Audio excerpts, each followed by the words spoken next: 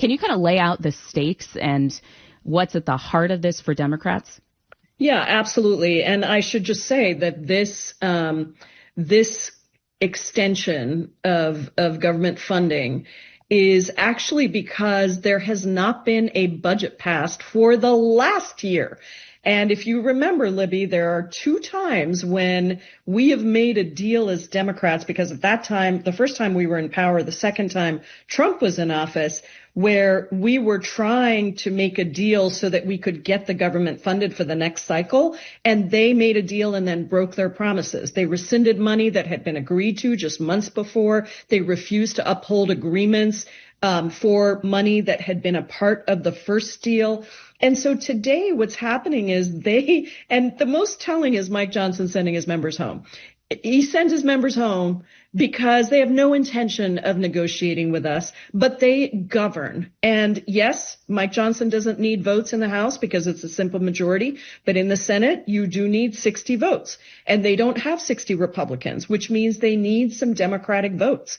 And if we're going to get a deal, then there has to be an acknowledgement that Republicans are in power, which means they have to govern. It means they have to figure out how to get the votes to move forward. And all they have done is slash healthcare and raise costs for the American people over and over again. Big bad betrayal bill being the latest example of that.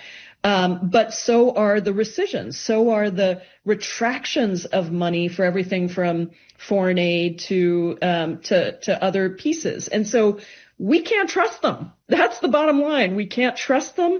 And we have to fight for the health care of the American people. We have to fight and use the leverage, the very slim leverage we have to make sure that they cancel the cuts and that they lower healthcare costs for Americans, not raise them. And we've got already in Washington state, you know this, we've got 14 hospitals, rural hospitals that are about to close. We have, tens of thousands of people who are losing their health care, seeing their health care premiums go up. And so we have to stand up and use the leverage we have.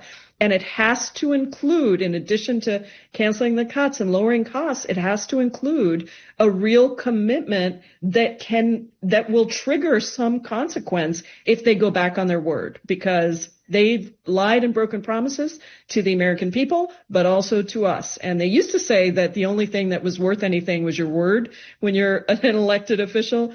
Well, that's out the window, Libby, because they just keep lying, and shame on us if we accept that.